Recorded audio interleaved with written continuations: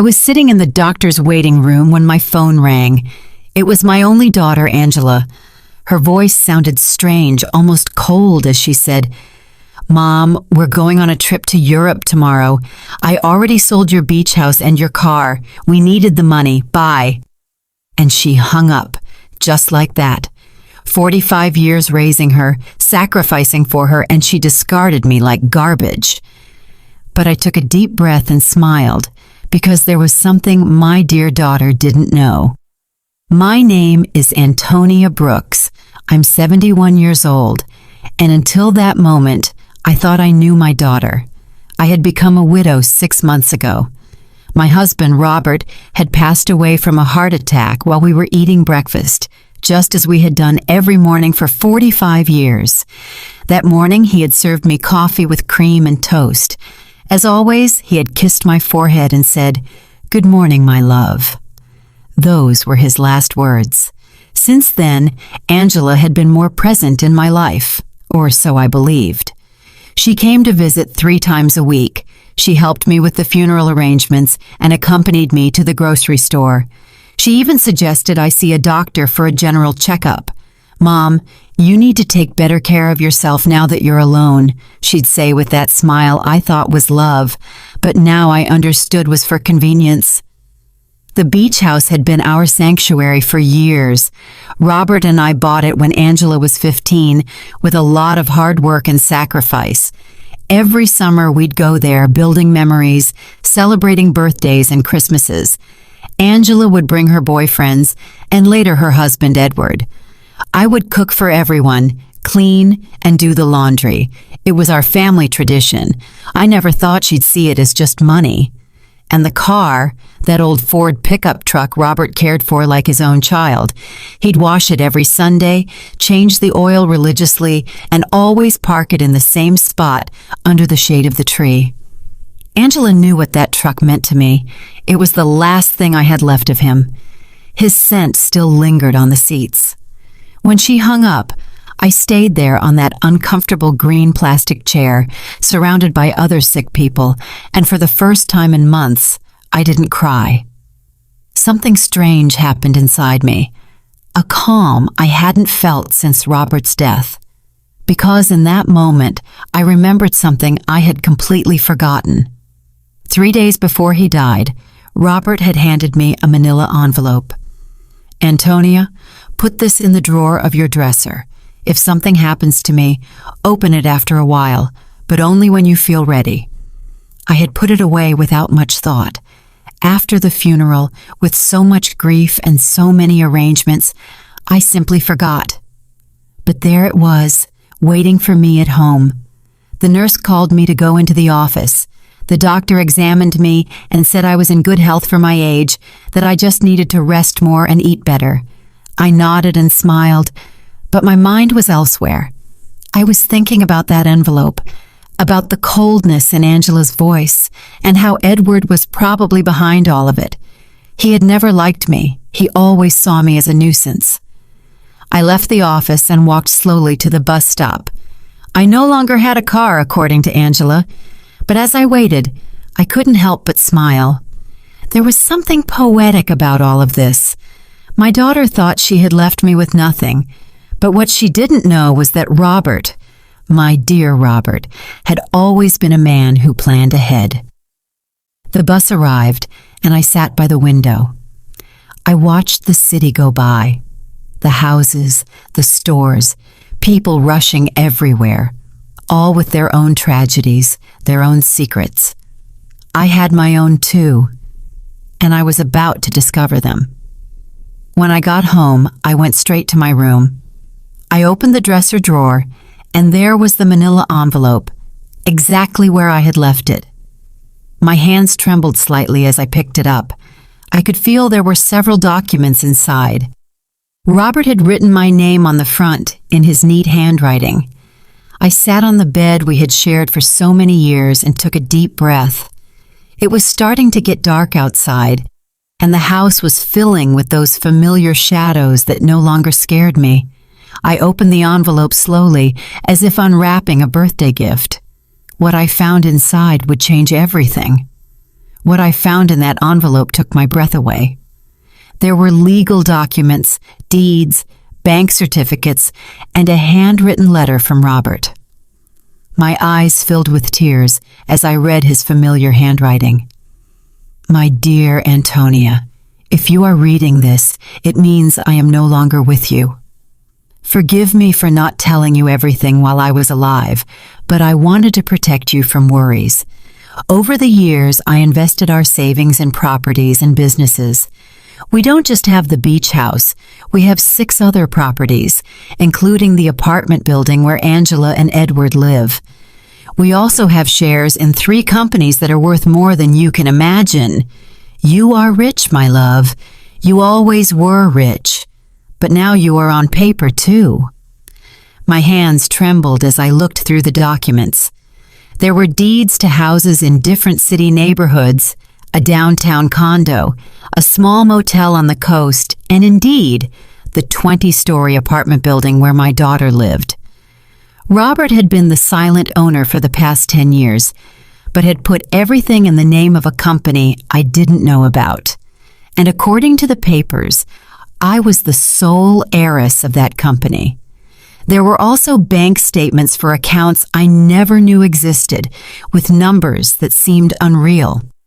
Robert had been a bus driver for 40 years, but apparently he had also been a very smart investor. Every penny we saved, every sacrifice we made, he had multiplied in silence, and I never knew anything. In the letter, Robert explained that he had kept it all a secret because he didn't want me to worry about money or for Angela to know about our real financial situation. You know our daughter, Antonia. If she knew we had so much money, her attitude would change. I want her to love us for who we are, not what we have. What irony.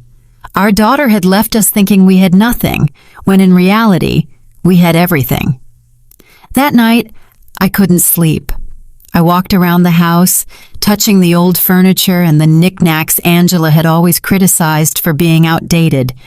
I looked at the family photos on the wall, especially the one where she was 5 years old, sitting on Robert's lap and laughing. Where did that sweet little girl go? When did she become so cold, so calculating? The next day, early in the morning, the phone rang. It was Angela again. Her voice sounded different, softer, but I had already learned to be wary of those shifts in tone. Mom, how are you? I wanted to tell you we already transferred the money from the house and the car. We deposited your share into your account. It's not much, but it'll help you live for a few months while you look for something smaller. My share? I asked, keeping my voice calm. Yes, Mom. We obviously weren't going to leave you with nothing. We gave you 30%. That's fair, right? We need the money for our investment in Europe. Edward has an incredible business opportunity over there. 30% of my own things. How generous.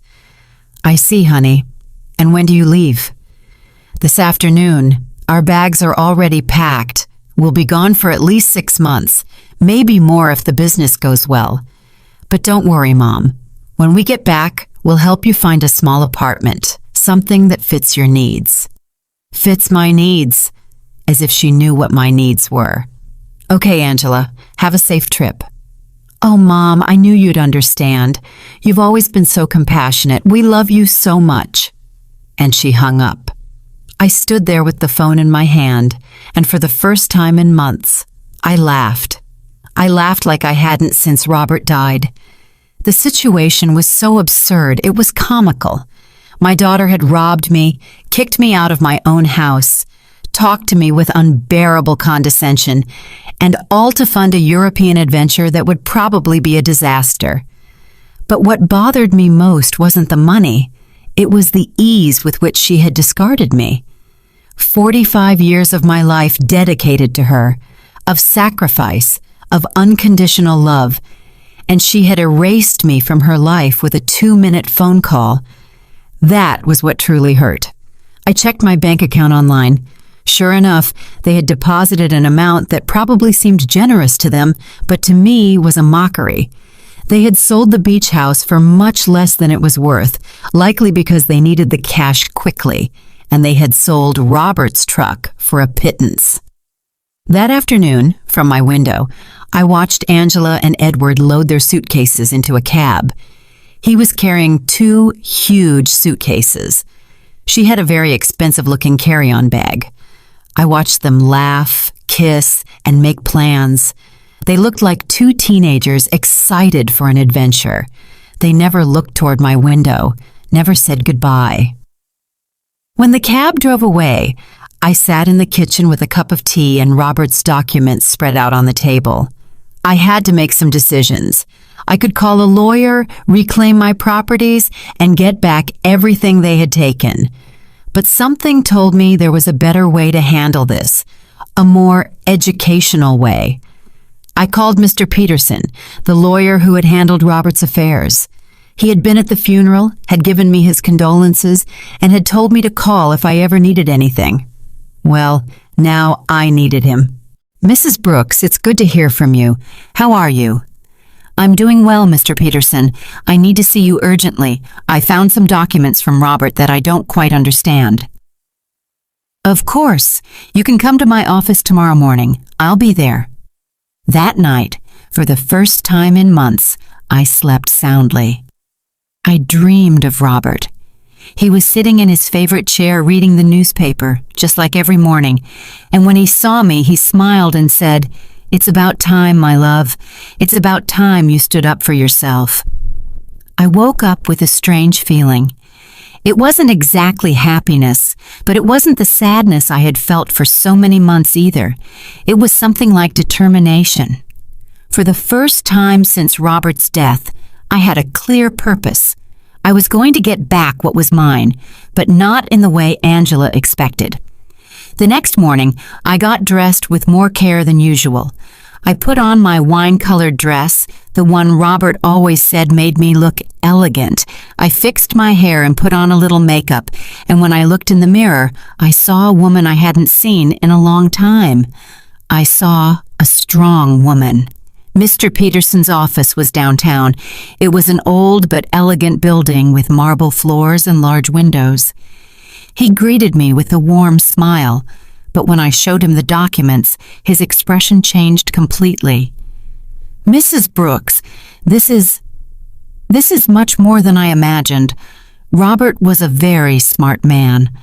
Look, according to these papers, you are the owner of—" "I know, Mr. Peterson, I've already reviewed them.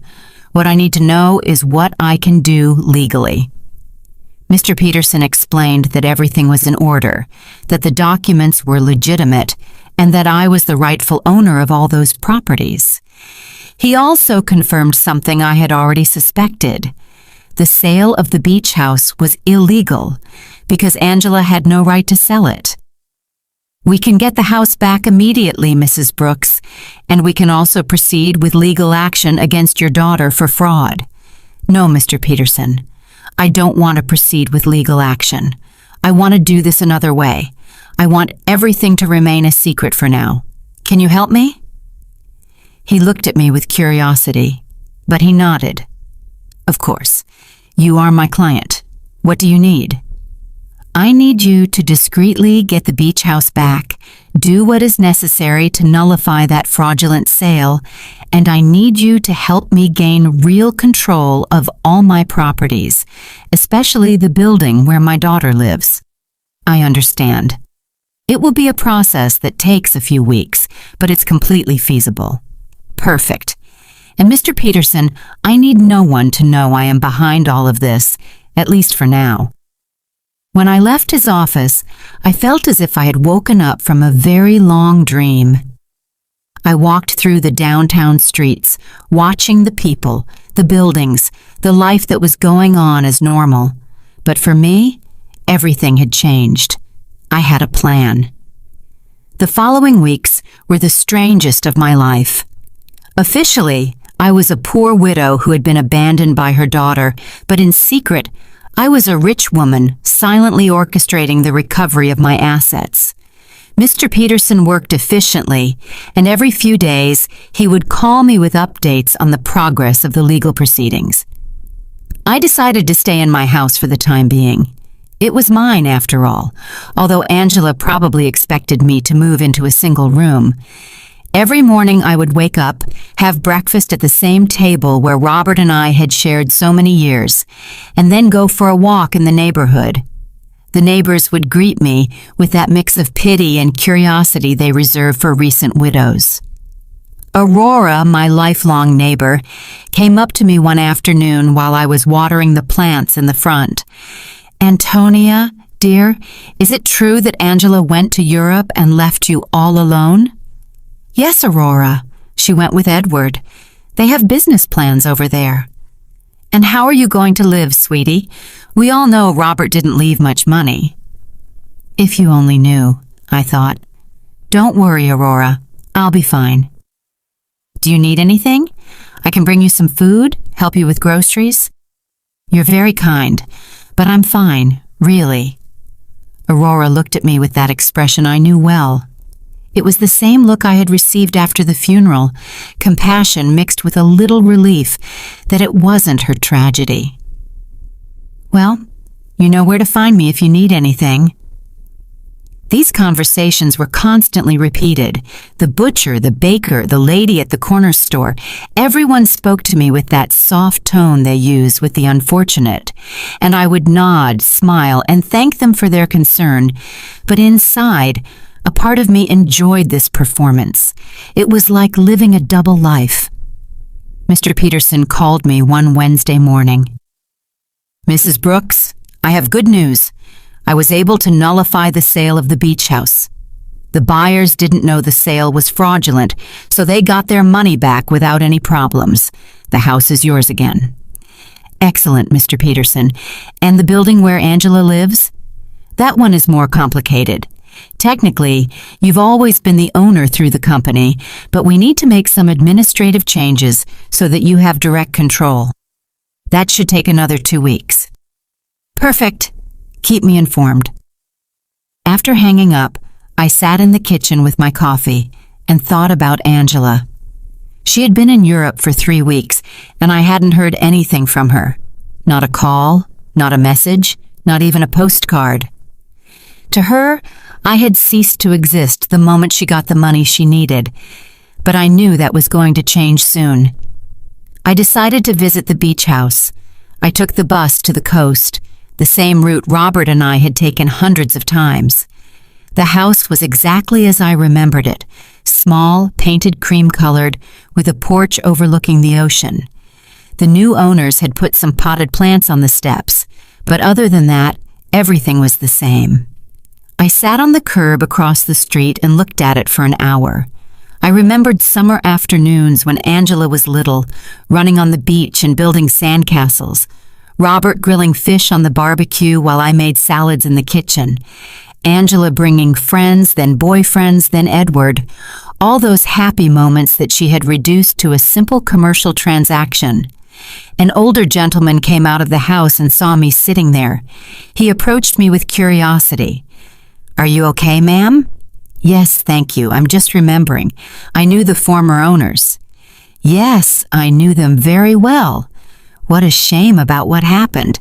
They told us the elderly lady was very sick and needed to sell fast. We thought it was a steal, but it turns out the sale wasn't legal. We had to give the house back." "Did you know them personally?" "No. We did everything through intermediaries, but they told us the daughter was handling everything because the mother couldn't. What a sad situation." If you only knew how sad it really was, I thought. "Well, I'm glad you didn't lose your money." "Yes, luckily everything worked out well, although now we have to look for another house. We liked this one a lot." I left there with a heavy heart. It wasn't just the money that hurt. It was the ease with which Angela had lied about me. She had made up a story about my illness. She had used my supposed vulnerability to justify her actions. To her, I wasn't a person with feelings, but an obstacle that had to be removed. That night, I called Mr. Peterson again. "Mr. Peterson, I need you to help me with something else. I want to get Robert's truck back too." That will be more difficult, Mrs. Brooks. The truck was in your name, but your daughter had a power of attorney that allowed her to sell it. How is that possible? Apparently, you signed that power of attorney a few months ago, after your husband's death. Don't you remember? There it was, the moment Angela had started planning all of this. I vaguely remembered signing some papers she had brought to me, telling me they were to facilitate the funeral and inheritance arrangements. I had been so confused by grief that I signed without reading. How naive I had been. I understand, Mr. Peterson. Is there any way to get it back? We can try, but it will be more complicated. We would need to prove that you signed that power of attorney under deception or coercion. Let's do it. I want to get back everything they took from me. Over the next few weeks, I developed a strange routine. In the mornings, I was the poor widow everyone knew. I would go out to buy necessities, talk to the neighbors, and keep up appearances. But in the afternoons, I became a businesswoman. I would study Robert's documents, talk to Mr. Peterson, and plan my next move. I learned things about finance I never thought I would need to know. I discovered that Robert had been much smarter than I thought. Every one of his investments had been carefully calculated. The building where Angela lived, for example, wasn't just profitable from rent. It was in an area that was rapidly appreciating. I also discovered that Edward, Angela's husband, had a lot of debt. He had taken out loans using the apartment they lived in as collateral, not knowing he wasn't the real owner. When the banks figured this out, he was going to be in serious trouble. Mr. Peterson called me one Friday with important news. Mrs. Brooks, we've finished all the paperwork. You now have total control of all your properties. I also got Robert's truck back. The buyer turned out to be an acquaintance of mine, and when I explained the situation, he agreed to return it in exchange for a small compensation. Excellent work, Mr. Peterson. Now I need you to help me with one more thing. I want you to send a letter to my daughter. What kind of letter? An eviction notice. There was silence on the other end of the line. Mrs. Brooks, are you sure you want to do this? Completely sure. She decided I wasn't important in her life. Now she's going to find out how important I really am. I understand. Do you want me to send it to Europe? No. I want you to give it to her when she gets back. I have a feeling it's going to be very soon. I wasn't wrong. That same afternoon, Aurora came running to my house with fresh neighborhood news. Antonia, did you know that Edward is in trouble with the bank?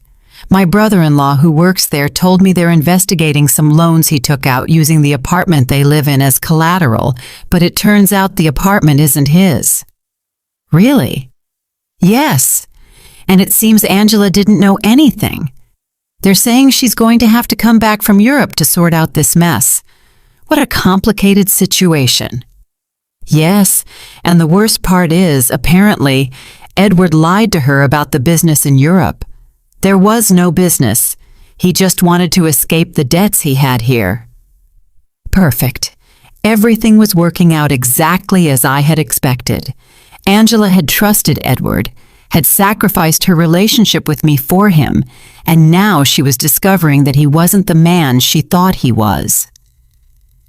That night, I sat on the porch with a cup of tea and looked at the stars. Robert used to say that the stars were the souls of people who had lived a full life, watching over their families from the sky.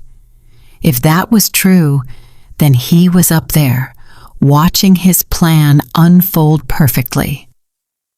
Thank you, my love, I said to the sky. Thank you for taking care of me, even after your death. The next day, Mr. Peterson called me early. Mrs. Brooks, I have some news. Your daughter just arrived in the country. She's at the airport alone. Alone? Yes, apparently Edward stayed in Europe. There are rumors they had a very big fight. I see. Did you send the letter? I'm going to send it today. She should receive it tomorrow. I hung up the phone and stood there in the kitchen, feeling a mix of nervousness and anticipation. After so many weeks of silent planning, the moment for the first real move had finally arrived. Angela was about to discover that her mother was not the defenseless victim she believed. Angela arrived at her apartment on Tuesday night. I knew this because Aurora, who seemed to have informants throughout the neighborhood, came to tell me the next day. "Antonia, your daughter came back last night. I saw her go in with one suitcase, but she looked terrible, pale, with dark circles under her eyes, as if she had been crying the whole flight. Alone, completely alone. And something strange, Antonia, when the doorman asked her for the keys, she didn't have them. She had to ask the superintendent to let her in with the emergency copy." Interesting. Edward had the keys, which meant he had probably decided not to come back. Or maybe Angela had discovered something about him and had fled. In any case, my daughter was back, and very soon she would receive my little welcome gift. Mr. Peterson called me that same afternoon. "Mrs. Brooks, the letter was delivered an hour ago. The doorman confirmed that your daughter received it in person." Perfect. How long did we give her? 30 days to vacate the apartment as per legal standards. "But Mrs. Brooks, are you sure you want to do this? She is your daughter after all." "Mr. Peterson, my daughter kicked me out of my own house with a 2-minute phone call. She sold my things without asking. She treated me like garbage. Now she's going to learn that actions have consequences." "I understand. I just wanted to make sure you had considered all the implications." "I have considered them, Mr. Peterson. All of them." That night, I couldn't sleep. I stayed awake imagining Angela's face when she read the letter. The initial confusion, then the disbelief, then the panic. She would probably think it was a mistake, that someone was trying to scam her. But when she called to verify, she would discover that everything was completely legal. The next day, as if she had been waiting for my call, the phone rang at 8 in the morning. It was Angela, and her voice sounded desperate. Mom, I need to talk to you urgently." "Good morning, honey. How was Europe?" "Mom, I don't have time for that right now. I received a very strange letter yesterday.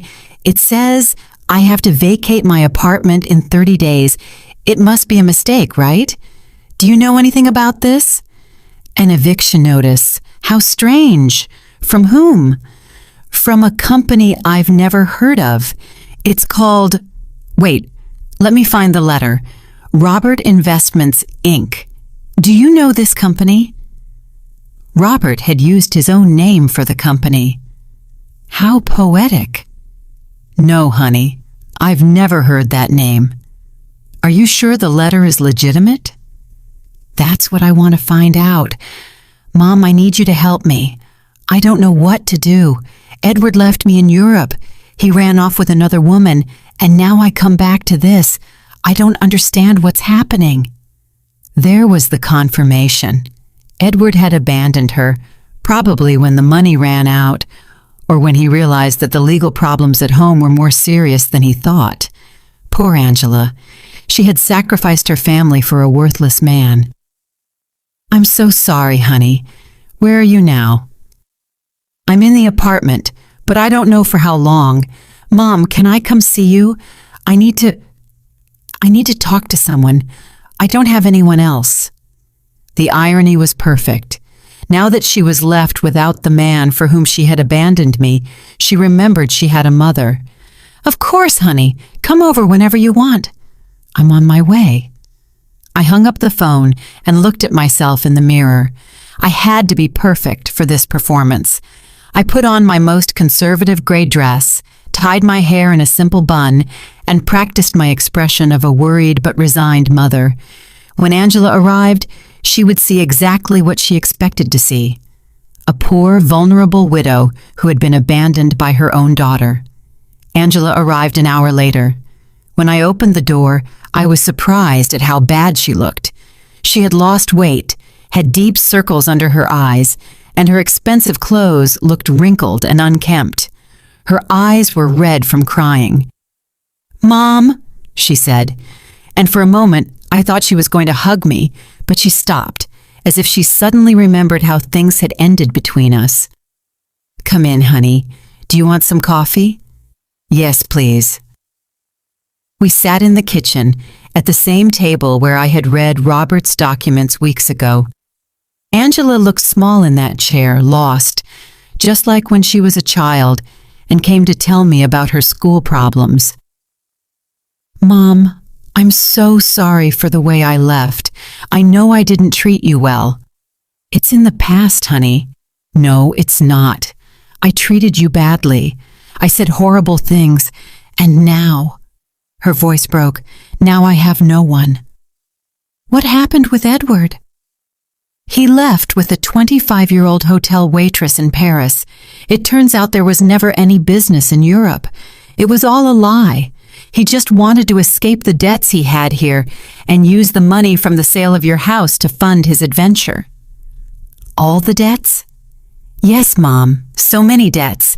It seems he had been taking out loans for years, using the apartment we lived in as collateral.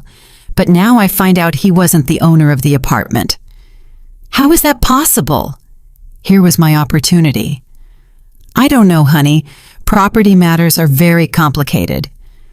The problem is that now the banks are coming after me for his debts. They say since we were married, I'm also responsible. And on top of that, this eviction notice. Mom, I don't know what to do. I don't have money. I don't have a job. I don't have anywhere to live." She started to cry, real tears of genuine desperation, and for a moment, my mother's heart softened. I wanted to hug her, console her, tell her everything would be okay. But then I remembered the coldness in her voice when she called me from the doctor's office, the ease with which she had discarded me, the way she had talked to me as if I were a burden. "Did you talk to a lawyer about the letter?" "I don't have money for a lawyer, Mom. We spent all the money in Europe. Edward took what little was left when he ran off with that woman." "So what are you going to do?" "I don't know. I thought maybe I could stay with you for a while, just until I find a job and can get a small place to live." There was the question I had been waiting for. After kicking me out of my own house, after selling my things, after treating me like garbage, she now wanted me to rescue her. She wanted the poor widow she had created to save her from the consequences of her own actions. "Of course, honey. This will always be your home." Angela looked at me with surprise, as if she hadn't expected it to be so easy. "Really, Mom, after everything that happened?" "You are my daughter, Angela. That will never change." She got up and this time she hugged me. It was a desperate hug from someone drowning and clinging to the only thing they can find. I hugged her back too, but not with the unconditional love from before. Now there was calculation in my embrace. Strategy. "Thank you, Mom. I promise I'll find a job soon. I won't be a burden." "Don't worry about that now. Rest, recover, and then we'll see what your options are." Angela left that afternoon to get some things from her apartment. I stayed in the kitchen, thinking about how easy it had been. She had come to me exactly as I had planned, broken, desperate, with no options. And best of all, she suspected nothing. To her, I was still the poor, abandoned mother who needed her compassion. But this was only the first part of my plan. Having her live with me would give me the perfect opportunity for the next phase. I was going to let her settle in, feel safe, and believe she had found a refuge in my house. And then, when she least expected it, I was going to teach her the difference between being poor by choice and being poor by consequence. That night, I called Mr. Peterson. "Mr. Peterson, I need you to do something else for me." "Tell me, Mrs. Brooks." "I want you to investigate Edward's debts. I want to know exactly how much he owes, to whom, and what legal options I have to separate them from my daughter." "That will take time, but it's feasible." "Perfect. And Mr. Peterson, I want you to keep this an absolute secret. No one can know I am behind this investigation." "Of course, Mrs. Brooks. May I ask what your final plan is?" "My plan, Mr. Peterson, is very simple. I'm going to save my daughter, but first, she has to understand what it truly means to hit rock bottom." When I hung up, I poured myself a glass of the wine Robert had been saving for special occasions. It had been a long time since I'd had a special occasion like this one. The game had begun, and for the first time in months, I had all the good cards in my hand. Angela moved into my house the next day. She arrived with 2 suitcases and a cardboard box, all that was left of her previous life. I watched her unpack in her old room, the same one she had slept in during her teenage years, and I could see the humiliation in every one of her movements. She had gone from living in a luxury condo to taking refuge in her childhood bedroom. "Mom, I found this in the apartment," she said, showing me a manila envelope. "It was among Edward's things. It has your name on it." It was another one of Robert's envelopes. My heart sped up, but I kept my composure. "My name? How strange." "Yes, look." She showed me the envelope. Indeed, it had my name written on it in Robert's handwriting, but this envelope was different from the one I had found in my dresser. This one was smaller, newer. "Maybe Edward found it among Dad's things when he died and forgot to give it to me," Angela said. "It's possible. Can I see it?" I opened the envelope in her presence. Inside was a short letter and a small key. The letter said, "Antonia, if you are reading this after having received the main envelope, it means our daughter is going through a difficult time. This key opens a safety deposit box at the Central Bank, downtown branch. The number is 247. There is something there that can help you help her, but use it wisely. With eternal love, Robert." Angela read the letter over my shoulder. A safety deposit box? Dad had a safety deposit box? I had no idea. "I didn't either," I lied. "Your father never told me about this. Do you think we should go see what's in there?" "I don't know, honey. Maybe it's better to leave things as they are." "But Mom, maybe there's something important in there, documents, or I don't know, maybe something valuable that can help us." The desperation in her voice was palpable. Angela was clinging to any possibility of finding a way out of her situation, and I was going to let her cling a little longer before I showed her the complete reality. "Okay," I said after a calculated pause. "We can go tomorrow." That night, Angela and I had dinner together for the first time in months. She had cooked, trying to be useful, but the food tasted of guilt and desperation. She told me more details about what had happened in Europe, and each story was worse than the last. "Edward lied about everything, Mom, not just the business, but the debts, too. I thought he only owed a little bit of money, but it turns out he owes over $100,000. And the worst part is, he used my name for some of the loans without me knowing. How is that possible? He forged my signature. When I married him, I gave him some documents to handle the banking for our joint account. I never thought he'd use them for this. Do you have any way to prove you didn't know?" "I don't know. It's all so complicated. The banks say that since we were married, I'm responsible for all his debts anyway. And the divorce? I don't even know where Edward is now. He just disappeared. His phone is disconnected. He doesn't answer emails. Nothing. It's as if he vanished." Perfect. Edward had run away like the rat he had always been, leaving Angela to face the consequences of her actions alone. In a way, he had done me a favor. Now my daughter was experiencing exactly what I had felt when he abandoned me, betrayal by someone she had completely trusted. "I'm so sorry, honey. I didn't know things were so bad." "I didn't either, Mom. I thought Edward loved me, that we were going to build something together, but it turns out I was just an easy way for him to get money and documents. Angela started to cry again. How could I have been so stupid? How did I not realize who he really was? It was tempting to tell her that I had seen the signs from the beginning, that I had tried to warn her that Edward never seemed trustworthy, but that would have broken my facade as a compassionate and vulnerable mother. Love can be blinding sometimes, honey. Don't blame yourself. But Mom, I didn't just ruin my life. I ruined yours too. I treated you horribly. I took your house, your truck, your things, and all to give to a man who abandoned me at the first opportunity. Now we're two poor women trying to survive because of me. It's in the past, Angela. We'll be okay. No, it's not. Now we're both in trouble because of my mistakes. You lost everything Dad left you, and I lost my marriage and my future. We're two poor women trying to survive. If she only knew, I thought, that at this very moment I had more money than she could possibly imagine, that I was the owner of the building where she lived, that I could solve all her problems with a single phone call. But it wasn't time yet. The next day, we went to the bank. Angela was nervous, hopeful.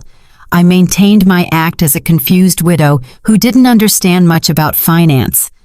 The bank employee led us to the safety deposit boxes, verified my ID, and opened box number 247. Inside were jewels, many jewels, rings, necklaces, bracelets, earrings. I recognized some pieces as heirlooms from Robert's family. Others were completely new to me. There was also a letter explaining the origin of each piece and its approximate value. Angela gasped. Mom, this must be worth a fortune. You think so? Yes. Look at this emerald and this pearl necklace. Mom, Dad saved a treasure here. According to Robert's letter, the jewels were worth approximately $200,000. It was a significant amount, but it was nothing compared to the rest of my assets. It was like finding a few coins under the sofa when you have $1 million in the bank. What do we do with this, Mom? I don't know, honey. They're family memories. But Mom, we could sell some of the pieces. With this money, you could get your beach house back, and I could pay off some of Edward's debts. There it was again. Even when she found something valuable, Angela's first reaction was to think about how to use it to solve the problems Edward had created. She hadn't learned a thing yet. Are you sure you want to use your father's inheritance to pay Edward's debts? What other option do I have, Mom? If I don't pay something soon, the banks are going to foreclose on everything I have, and technically, I don't own anything. Everything was in Edward's name. Think carefully, honey. Once you sell these jewels, you won't be able to get them back. I know, but what else can I do? I can't get a job with all these legal claims pending. No employer is going to want to hire someone with so many legal problems. We took the jewels home. Angela spread them out on the kitchen table and examined them one by one, calculating which ones she could sell and which she could keep. It was painful to watch her reduce decades of family history to numbers on a spreadsheet.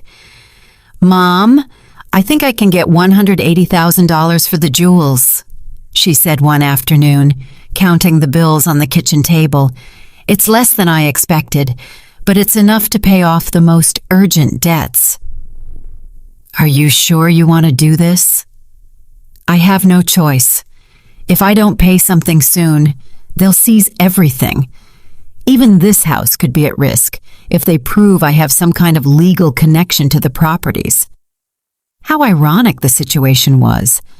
Angela was worried about losing a house that I owned, paying the debts of a man who had abandoned her with money from jewels that had belonged to the same man who had created the fortune that could save her. And how are you going to decide which debts to pay first? I talked to a free financial advisor at the bank. She told me to prioritize the debts that have real collateral, because those are the ones that can affect property or lead to immediate foreclosure. Angela had matured so much in these few weeks. The woman who had sold my things without consulting me was now carefully investigating every financial decision. The suffering had made her more responsible, but also more fragile. That night, while she was organizing the debt documents on the table, I received a call from Mr. Peterson. "Mrs. Brooks, I have a full report on Edward's debts. The situation is worse than I thought." "How much worse?" "He owes over $200,000 to several banks and also has debts with private lenders. What's more concerning is that he used falsified documents with your daughter's signature for some of these loans. That means Angela is legally responsible." "It's complicated. If we can prove she didn't know, we might be able to get her out of some of the debts. But it's going to be a long and expensive process." "How expensive?" "For a good lawyer specializing in these types of cases, probably $50,000, and there's no guarantee of success." "I understand. And what if she just pays the debts?" "If she has the money, that would be the fastest solution, but I doubt she has access to that amount." "Mr. Peterson, I want you to prepare all the necessary documents to get my daughter out of these debts, but don't tell her anything yet." "You're going to pay Mrs. Brooks?" "I'm going to do whatever is necessary to protect my daughter, but this has to be handled in a very specific way." When I hung up, I found Angela in the living room, looking at the jewels with a sad expression. She looked lost, like a child who had broken her favorite toy and didn't know how to fix it. "What are you thinking about, honey?" "About Dad. About how disappointed he would be in me if he could see what I did with my life." "Your father loved you very much, Angela. He would understand." "No, Mom. He taught me to be responsible, to value family, not to be selfish, and I did the exact opposite. I abandoned my mother for a man who turned out to be a liar. I sold my family's memories for money. I ruined everything he built." For the first time since she had returned, I heard a genuine regret in her voice. It wasn't just lamenting the consequences of her actions, but a true acknowledgement that she had done something morally wrong. "People make mistakes, honey. The important thing is to learn from them." "But how do I learn from this, Mom? How do I fix the damage I've done?" There was the question I had been waiting for. Angela was finally ready to face the truth about her actions and their consequences, but it wasn't yet time to reveal my final card. First, I had to let her hit rock bottom completely. The next few days were crucial for my plan. Angela decided to sell most of the jewels, keeping only the engagement ring Robert had given me and a small necklace that had belonged to her grandmother. I watched her prepare to go to the jewelry stores, research prices, and negotiate with buyers. It was painful to watch her reduce decades of family history to commercial transactions, but it was necessary for her to understand the real weight of her decisions. "Mom, I got $180,000 for the jewels," she told me one afternoon, counting the bills on the kitchen table. "It's less than I expected, but it's enough to pay off the most urgent debts." "Are you sure you want to do this?" "I have no choice. If I don't pay something soon, they'll foreclose on everything. Even this house could be at risk if they prove I have some kind of legal connection to the properties." How ironic the situation was. Angela was worried about losing a house that I owned, paying the debts of a man who had abandoned her with money from jewels that had belonged to the same man who had created the fortune that could save her. "And how are you going to decide which debts to pay first?" I talked to a free financial advisor at the bank. She told me to prioritize the debts that have real collateral because those are the ones that can affect property or lead to immediate foreclosure. Angela had matured so much in these few weeks. The woman who had sold my things without consulting me was now carefully investigating every financial decision. The suffering had made her more responsible, but also more fragile. That night, while she was organizing the debt documents on the table, I received a call from Mr. Peterson. "Mrs. Brooks, I have important news. We managed to locate Edward." "Where is he?" "In Paris, just as your daughter suspected. But here's the interesting part. He's trying to get French residency through a fake marriage with that young woman your daughter mentioned." "A fake marriage?" "Yes. Apparently the girl needs papers and he needs a way to stay in Europe without being deported. But the most important thing is that we found evidence that he deliberately falsified your daughter's documents with the intention of fleeing the country. That means Angela can get out of the debts." "With this evidence, yes. We can prove fraud and coercion. Your daughter won't have to pay anything for what Edward did behind her back." It was perfect. I had a way to save Angela from all her debts legally, without her suspecting that I had the money to do it. "Mr. Peterson, I want you to start the legal process immediately. Don't tell my daughter anything yet. I want the process to be completely finished before I tell her. I don't want to give her false hope." "Understood. This will take about 3 weeks, maybe a month." "Perfect." When I hung up, Angela looked at me with curiosity. "Who was that, Mom?" "A lady who was asking about Mrs. Davis, our neighbor on the corner. She had the wrong number."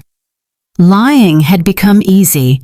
Every day that passed, I felt more comfortable with this double life I was leading. On one hand, I was the poor, abandoned mother Angela believed me to be. On the other, I was a wealthy woman, silently orchestrating my daughter's salvation and education. Over the next 2 weeks, I watched Angela struggle with decisions she never had to make. How to stretch money for food, how to negotiate with creditors, how to look for a job when your credit history is ruined. It was a cruel but necessary education. "Mom, I went to 3 job interviews today," she told me one evening, coming home with swollen feet and a tired face. 2 of them told me they can't hire me because of the pending legal problems. The third one offered me a part-time job cleaning offices at night. "Are you going to take it?" "I have no choice. It pays very little, but it's better than nothing, and I can work at night so I can keep looking for something better during the day." Seeing my daughter, who had lived a comfortable life for over 40 years, preparing to clean offices at night broke my heart, but it also filled me with pride. She was finally facing reality without expecting someone else to solve her problems. "Are you sure you can handle so much physical work?" "I'll have to learn. I can't keep being a burden to you, Mom. It's bad enough that you're letting me live here for free." "This is your home, Angela." "No, Mom. This is your home, and I'm here because of your generosity, but I'm not going to take advantage of it forever." One night, while Angela was on her first cleaning shift, Aurora came to visit. She sat in the kitchen with me, drinking tea and looking at the family photos on the walls. "Antonia, I have to ask you something. Did you know Angela was going to come back in these conditions?" "What do you mean?" "Well, when she left, she seemed so sure of herself, so arrogant. She talked about the great life she was going to have in Europe, about how successful Edward was, and now she's back, completely broken, working a cleaning job, living with you again. Life takes many turns, Aurora." "Yes, but there's something else. I've been watching Angela these days, and she looks different. Not just sad, but humble, as if she learned something important." Aurora had always been very perceptive. "What do you think she learned?" "I think she learned the value of the things she had taken for granted, like having a mother who loves her unconditionally." "Maybe, Aurora. Can I tell you something? When Angela left and treated you so badly, many of us thought you would never forgive her. But here you are, taking care of her again, giving her a home when she has nowhere to go. She's my daughter, Aurora." "Yes, but not every mother would do what you're doing, especially after being treated the way you were treated." If Aurora only knew the complete truth, that I had the power to solve all of Angela's problems, but was choosing to let her suffer a little longer so she would learn the full lesson. Do you think I'm doing the right thing? I think you're doing what a good mother would do, but I also think Angela needs to fully understand what she lost when she abandoned you. What do you mean? I think she needs to value you not just as the mother who rescues her when she's in trouble, but as the strong woman who built a stable life for 45 years. She needs to respect you, not just need you. Aurora had hit the nail on the head. That was exactly the point of my entire plan. I didn't want Angela to come back to me out of desperation. I wanted her to come back out of genuine respect and mature love. And how do you think that can happen? I think it's already happening. I've seen her these past few days, Antonia. The way she talks to you now is completely different. She's no longer the daughter who gives you orders or treats you like a burden. Now she's a grown woman who is genuinely grateful to have a mother like you.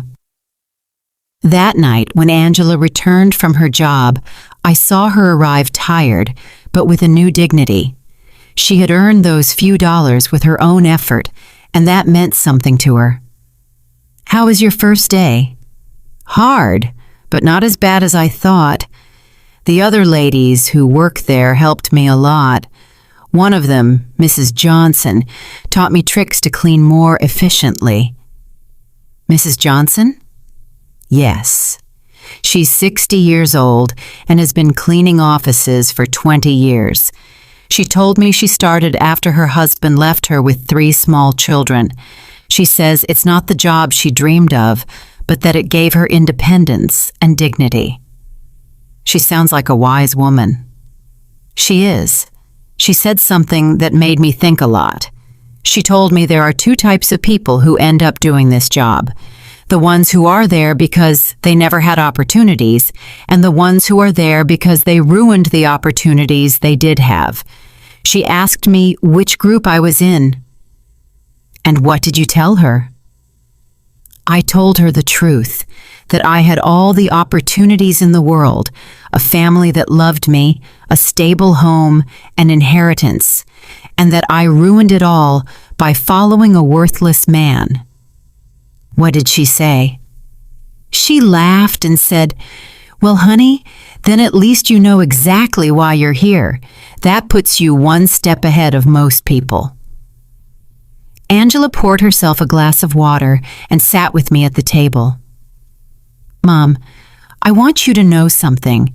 These past few weeks have been the hardest of my life, but also the most important." "Why?" "Because I finally understand what really matters. It's not money. It's not living in the most luxurious apartment.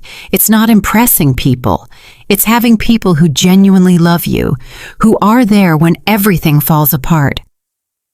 "Angela, no, let me finish. You have every right to hate me for what I did to you. I abandoned you when you needed me most. I took everything Dad left you. I treated you as if you were a nuisance. And now I'm here again, expecting you to forgive me and take care of me. I already forgave you, honey. But I haven't forgiven myself. And I won't until I prove that I've truly changed, that I've learned from my mistakes." Mr. Peterson called me the next morning. "Mrs. Brooks, I have excellent news. The legal process is almost complete. We can get your daughter out of all of Edward's debts." It was time.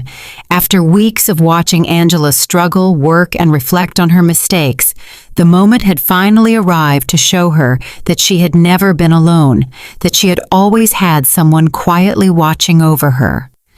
"Mr. Peterson, I want you to organize a meeting. It's time for my daughter to know the whole truth."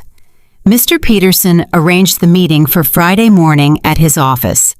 I told Angela that I had made an appointment with a lawyer who could help her with her legal problems, but I didn't explain the details. She agreed to come, although she was nervous about the cost of the consultation. "Mom, I don't have money to pay a lawyer. I barely have enough to cover basic expenses." "Don't worry about that now, honey. Let's just hear what he has to say." We arrived at Mr. Peterson's office on time. Angela had dressed in her best clothes, which now looked a little big on her thinner body. She was nervous, wringing her hands, expecting another piece of bad news on her endless list of problems. Mr. Peterson greeted us with his usual professional smile. Miss Brooks, thank you for coming. Thank you for seeing us, Angela replied, although I should warn you that my financial situation is very complicated and I probably can't afford high fees. That's exactly what we're going to talk about, Mr. Peterson said, exchanging a look with me. But first, I need you to review these documents. Mr. Peterson handed Angela a thick folder. She opened it and began to read, her expression gradually changing from confusion to surprise. I don't understand. These documents say that Edward forged my signature, that there is evidence of fraud, that I am not responsible for the debts. That's right. We have been investigating your case for the past few weeks. We found enough evidence to prove that you were a victim of identity fraud. But how is that possible? Who paid for this investigation? I don't have money for this. Mr. Peterson looked at me. It was my moment. Angela, there's something I need to tell you. What, Mom? I took a deep breath. After weeks of acting, I was finally going to reveal the truth. Your father left me more than you knew, much more. What do you mean? Mr. Peterson, show her the other documents. Mr. Peterson took out a second folder and handed it to Angela. This time, the documents were the property deeds, the bank statements, the investment certificates, the entire fortune Robert had built in secret. Angela read in silence for several minutes. Her face went through a complete range of emotions: confusion, disbelief, shock, and finally, comprehension. Mom, this says you are the owner of the building where I lived. Yes, and that you have other properties, bank accounts, investments? Yes, this means that when I sold the beach house, it was my house, and the sale was fraudulent. I already got it back. Angela stared at the papers, trying to process the information. How long have you known this? Since the day you called me from the doctor's office. You knew all this when I came back from Europe asking for help? Yes. You knew you could solve all my problems when you saw me crying every night? Yes. There was a long, tense silence. Angela closed the folders and looked directly into my eyes. Why, Mom? Why did you let me suffer when you could have helped me? This was the question I had been waiting for weeks. Because you needed to learn something you couldn't learn any other way. What? You needed to learn the value of the things you had lost, the value of family, of respect, of responsibility. When you abandoned me, it wasn't just money you took from me. It was dignity. It was love. It was trust. Angela started to cry, but they weren't tears of self-pity like the ones she had shed during these weeks. They were tears of deep understanding. I abandoned you when you needed me most. Yes. I treated you like garbage. Yes. And you saved me anyway. Yes, but not in the way you expected. I didn't save you by giving you money so you could keep making the same mistakes. I saved you by letting you hit rock bottom so you could learn to save yourself. Mr. Peterson discreetly intervened. Miss Brooks, your mother has paid all the legal expenses to free you from Edward's debts. She has also recovered all the properties that were sold fraudulently. You are completely free of legal problems. And the cleaning job I got? You can quit if you want, I said, but I hope you don't. Why? Because that job is teaching you something you never learned when everything was easy. It's teaching you the value of your own effort, the dignity of honest work, the importance of valuing every dollar you earn. Angela wiped her tears and looked at me with an expression I hadn't seen in years. It wasn't the look of a daughter who needs her mother, but the look of a grown woman who respects another woman. Do you forgive me, Mom? I forgave you a long time ago, honey. The question is, can you forgive yourself? I don't know if I can. I did unforgivable things. People make mistakes, Angela. The important thing is what we do after we recognize those mistakes. Mr. Peterson left us alone in his office for a few minutes. Angela and I sat in silence, processing everything that had happened. Mom, I want you to know something. Even if you didn't have all this money, even if you were really the poor widow I thought you were, I would have learned the same lesson. What lesson? That there is nothing more valuable than having someone who loves you unconditionally. During these past few weeks, the only thing that kept me sane was knowing I had a home with you, that no matter how much I had ruined my life, you were still my mother. That will never change, Angela. I know, but I also know that I can never take that love for granted again. I have to earn it every day, with respect, with gratitude, with actions, not just words. We left Mr. Peterson's office with a completely new relationship. We were no longer mother and daughter united by blood and habit. We were two grown women who had chosen each other after going through the most difficult test imaginable. The following weeks were about rebuilding, but not the kind Angela expected. Even though she now knew I had enough resources to solve all her problems, she decided to keep her night cleaning job. Mom, I need to finish what I started, she told me one afternoon as she was getting ready for work. I can't just go back to a comfortable life as if nothing happened. Are you sure? You don't have to punish yourself forever. It's not a punishment. It's a way of remembering who I was and who I want to be now. I watched her put on her work uniform, something unthinkable a few months ago when she lived in the luxury condo with Edward. But there was something different in her posture, in the way she moved. She was no longer the broken woman who had arrived crying at my door. She was someone who had found dignity in honest work. Aurora came to visit me that afternoon, as she had done every few days since Angela had returned. Antonia, there are some very strange rumors going around the neighborhood. What kind of rumors? People are saying that you're not as poor as we all thought. Someone saw Angela leaving a very elegant lawyer's office downtown, and then they saw her paying off all her debts at the bank. People talk a lot, Aurora. Yes, but they're also saying you got your beach house back and that somehow you managed to solve all of Angela's legal problems. That costs a lot of money, Antonia. Aurora knew me too well to fool her for long. What do you want to know exactly? I want to know if my friend of 40 years has been lying to me about her situation. I poured myself a cup of tea and sat across from her.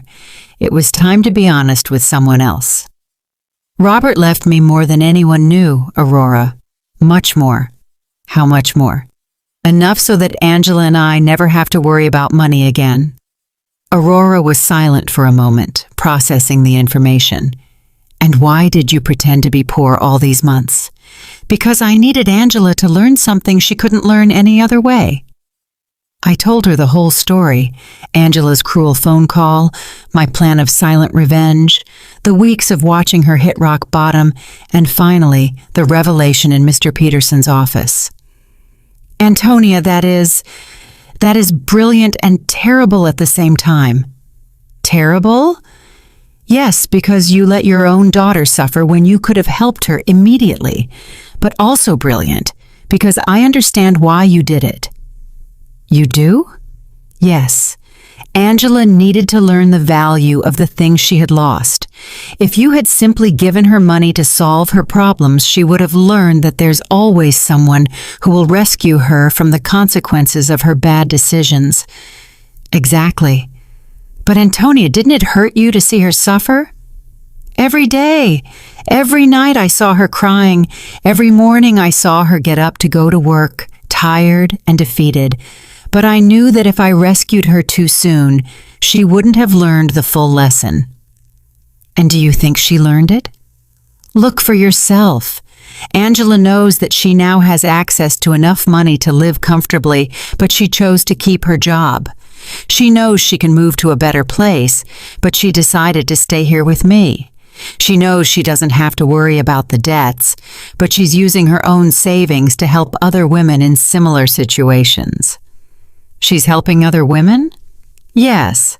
She became friends with the ladies she works with and is using some of the money she earned cleaning offices to help a coworker who is having trouble paying for her son's daycare. Aurora smiled. That's not the Angela who went to Europe. No, she's not. This Angela understands that money is a tool, not a goal. She understands that dignity comes from work and respect, not from material possessions. That night, when Angela returned from work, she found me reading in the living room. Mom, I have to tell you something. Today, Mrs. Johnson asked me if I was the daughter of the rich lady from the north side of town. What did you tell her? I said yes, that you have enough money for me not to have to work. And do you know what she asked me next? What? She asked me why I was still working. So I explained that it was because I need to prove to myself that I can stand on my own 2 feet. And what did she say? She laughed and said, Honey, that's the difference between being rich and acting rich. Your mom taught you how to be truly rich. Mrs. Johnson is very wise. She is, and she made me understand something important. It's not about the money you have, but about how you use it and how you relate to it. Angela sat down with me on the sofa. Mom, I want you to know that I've made a decision. I'm going to keep living here with you, but not as a daughter who has come back home to her parents. I want to stay here as a grown woman who chooses to share her life with her mother. What's the difference? The difference is that I'm going to pay my share of the expenses. I'm going to contribute to the upkeep of the house, and I'm going to treat this relationship as a partnership between 2 independent women who love and respect each other. Angela, you don't need to... Yes, I do, Mom. I need our relationship to be different from what it was before. Before, I was a daughter who took her mother's love and care for granted. Now, I want to be a grown woman who values and takes care of the most important relationship in her life. And your job? I'm going to keep working, but not necessarily cleaning offices forever. I want to go back to school. I want to prepare myself to do something more meaningful with my life, but I want to do it step by step, earning every opportunity. Do you have any idea what you want to study? Yes. I want to study social work. These past few weeks have taught me how many people are going through difficult situations without having anyone to support them. I want to use the resources we have to help other women who are going through what I went through. It was perfect. Angela had not only learned to value what she had, but she had found a way to use her experience for something constructive. And what about Edward? Mr. Peterson told me he was arrested in France for the fraudulent marriage. He's going to be deported soon, but honestly, Mom, I don't care anymore. That part of my life is over. You don't feel any resentment? No. Edward did me a favor without even knowing it. If he hadn't abandoned and betrayed me, I never would have hit rock bottom. And if I had never hit rock bottom, I never would have learned to truly value what I have. That night, for the first time in months, I went to bed completely at peace. My plan had worked perfectly. Angela had not only learned the lessons she needed to learn, but she had emerged from the experience as a stronger, wiser, and more compassionate person. Robert would have been so proud. 6 months later, our life had found a new balance that neither of us could have imagined before. Angela finished her social work studies with excellent grades, and I decided to use some of my resources to establish a foundation to help women in situations of domestic violence and financial abandonment. "Mom, the letter from the university arrived," Angela said one morning, coming into the kitchen with an envelope in her hands. "I was accepted into the master's program. I start next semester. But Mom, I want you to know I'm going to pay for it with my own savings. I've been saving money from my job at the city. The salary isn't high, but she had learned to live with the essentials and to value every dollar she earned." "Are you sure? We can easily afford the master's program." "I know, but I need to do it on my own. It's part of who I am now." Aurora came to visit that afternoon, as she had done every Friday for the past few months. She had become a confidant to both of us, watching our transformation with fascination. "Antonia, I have to confess something," she said, pouring herself a second cup of tea. "At first, I thought you were very cruel to Angela. And what do you think now? Now I think you were the wisest mother I've ever known. Look at your daughter. Really look at her." It was true. The Angela who was in the living room studying for her exams was completely different from the one who had left for Europe months ago. This Angela had a serenity that came from within, a confidence that was based on her own achievements, not on material possessions. "Did you know I saw Angela at the grocery store yesterday, buying vegetables for a family she's helping through her job? She hadn't told me, and when I asked her why she was using her own money instead of the government budget, she told me that some things can't be measured in official budgets."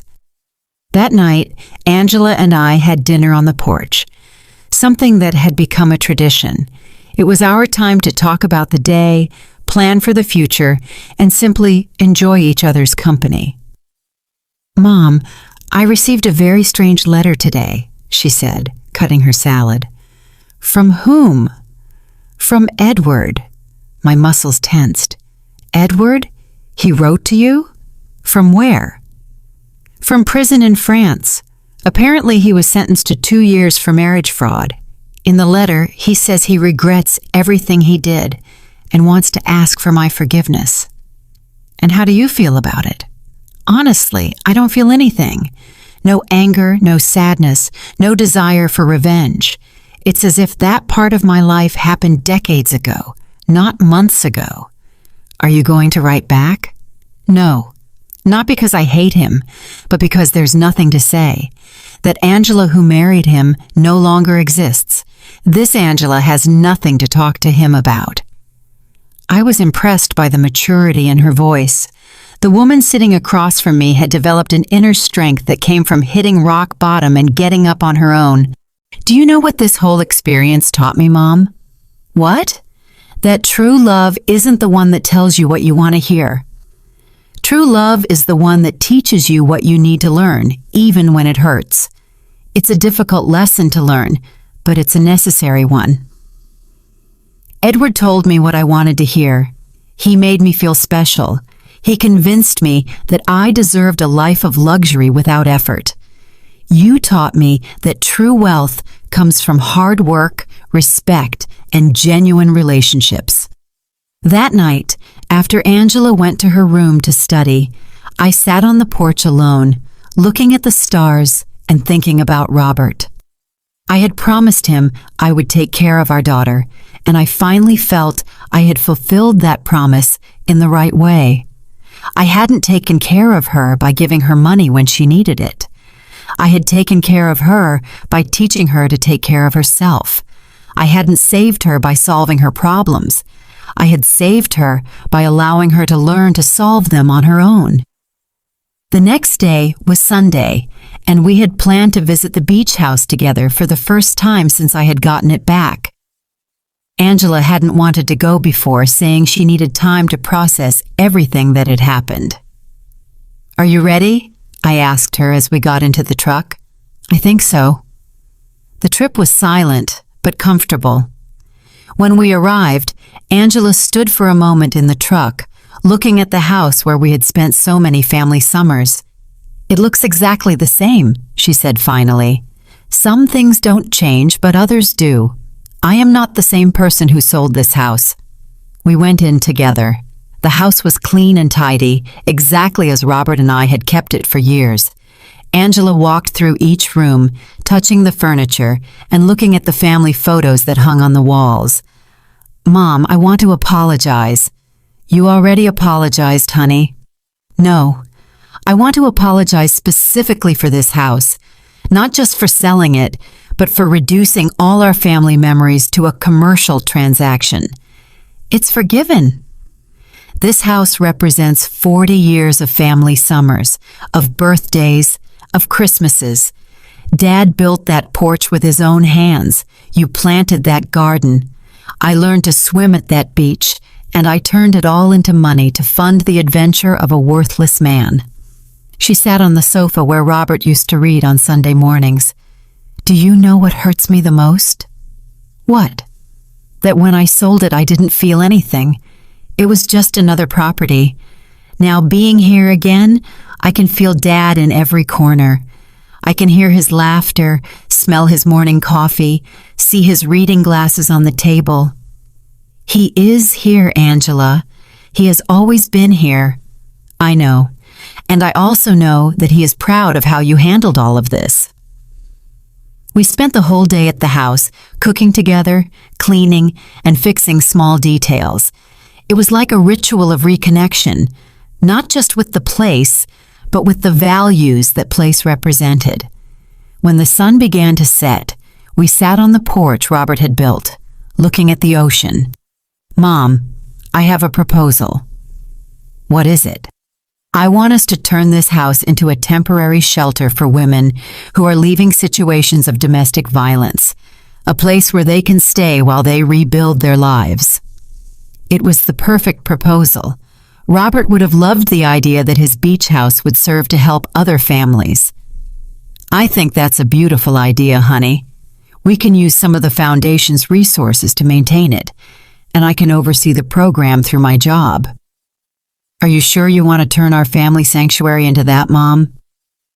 "The best sanctuaries are the ones that are shared. Dad always said that a house isn't truly a home until it opens its doors to other people who need love." He was right. Robert had always been generous with our home, inviting relatives, friends, and neighbors who needed a place to stay. We returned home that night with a new project and a completely renewed relationship. We were no longer mother and daughter united by obligation or need. We were two women who had consciously chosen to build a life together based on love, respect, and a common purpose. That night, before falling asleep, I spoke to Robert in silence. "We did it, my love. Our daughter finally understood what truly matters. And for the first time since his death, I felt he answered me. I always knew you would. You're both stronger than you think." Justice had arrived not as revenge, but as education, not as punishment, but as transformation. And in the end, we had both gained something much more valuable than money. We had gained an authentic relationship built on a solid foundation that no future crisis could destroy. Did you like my story, and which city are you listening from? Let's meet in the comments. If you liked the story, you can support me by sending a super thanks so I can keep bringing more stories like this. Thank you so much for your sweet support. I'm looking forward to your comments on the story. On the screen, you can see 2 new life stories that I highly recommend. There's so much more on my channel. Don't forget to subscribe. See you in the next life story with love and respect.